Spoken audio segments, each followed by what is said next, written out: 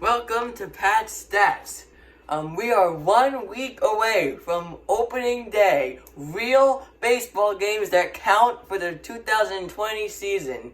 The Mets, the local team, the Mets and the Yankees. For the Mets, they play 7 days from now against the Atlanta Braves at 4 o'clock p.m. at Citi Field. And as for the Yankees, they play 6 days from now on Thursday, July 23rd. They're at the Nationals at Nationals Park at 7 p.m. Since the Yankees are playing the Nationals on opening day and for the entire opening series, and the Mets play the Nationals 10 times throughout the short season, I thought it would be good to think of a little game plan against the Nationals, particularly, arguably their best hitter, Juan Soto. Today we're going to look at how to face Juan Soto, where to pitch him, how to shift against him, and things like that. And along the way, we'll stumble into why he is such a great hitter. So to get us started, we're going to look at his overall stats on the bottom and all that stuff on the top. This is just all the pitches he got in 2019 with the color code on the side. Hard to read. In the middle here, you can see where he hits the ball. He sprays all over the field, but he definitely pulls it to the right side more. And over there is launch angle, which I don't really love to look at. He's in the bottom with his stats. He's a great hitter with a 282 batting average. He walks a lot. I don't know, they don't really show on base percentage in this stat line, but he is a very patient hitter for his age. Very impressive. Just an all-around good hitter. So that's why we're gonna have to figure out where his weaknesses are. So, upon my review, I have figured out that his weakest spot in the strike zone is down and away. He received 151 pitches in this area in 2019 and only batted 194. He swung 78 times and missed 17 times, and so that's a 21.8% of the time he missed the ball, and struck out 13.2% of the time, and never hit a home run on this part of the zone. You can see over here in the spray charts, when he will hit the ball, he'll hit it a lot of time to left field, and if he does pull the ball, it's almost always going to be to second base. So that's definitely his weakest spot in the strike zone. Everywhere else is pretty much amazing. In his best spot in the strike zone, this is where the pitchers are not going to want to pitch him, is up and in. Because he bats .414 when it's up and in. He slugged 6 home runs with a .414 batting average. Only missed 4 times in the 82 times it was thrown here. Only missed it 4 times for a 6.5% of the time he missed. Swung 75% of the time, which is so he hits the ball. He has a double, 5 singles, 6 home runs. So he is very good up and in. So that's where you're not going to want to pitch to him. You can see all those ones in right field and over the fence. Don't pitch him up and in.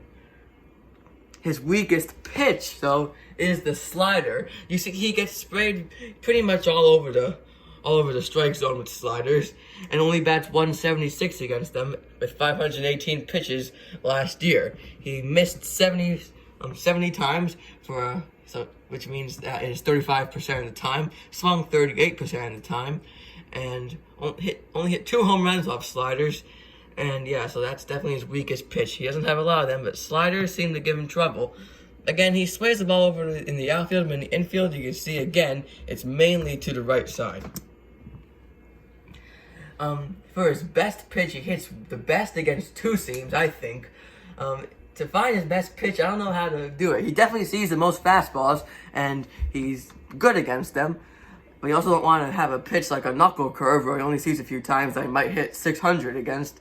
So I determined that he's seen enough 2 seams and has done good enough against them for that to be his best pitch. Bats .365 against them, has 4 home runs, only misses 11.7% of the time. That's 12 swings and misses over those 258 pitches.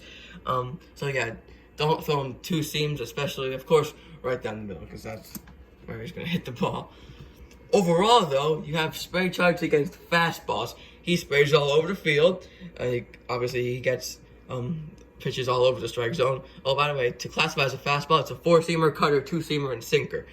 Again, in the infield, it's usually all over by second base. And he bats .308 against regular fastballs. For off-speed pitches, he is still pretty good against change-ups and split fingers. I guess that's what classifies as off-speed.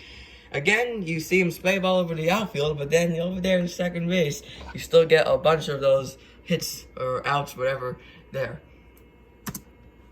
And for the last spray chart, we look at breaking balls, and this is clearly his worst because it includes the sliders, which we just talked about, but it also talks about curves and knuckle curves.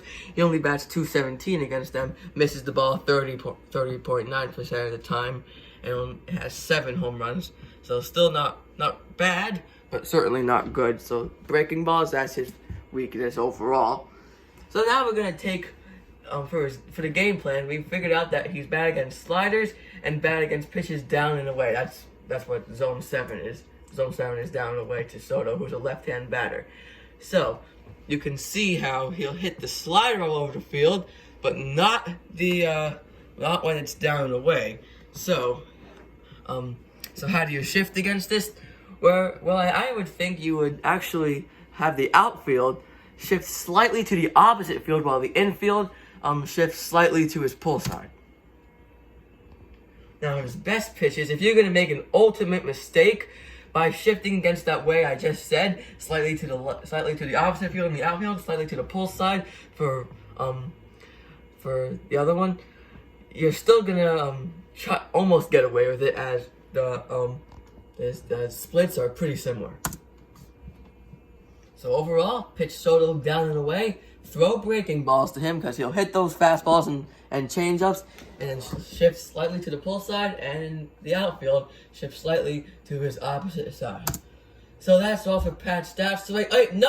But wait, there's more.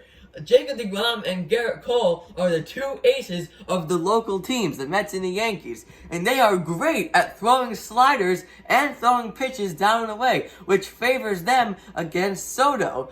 So that also is an advantage for our local teams.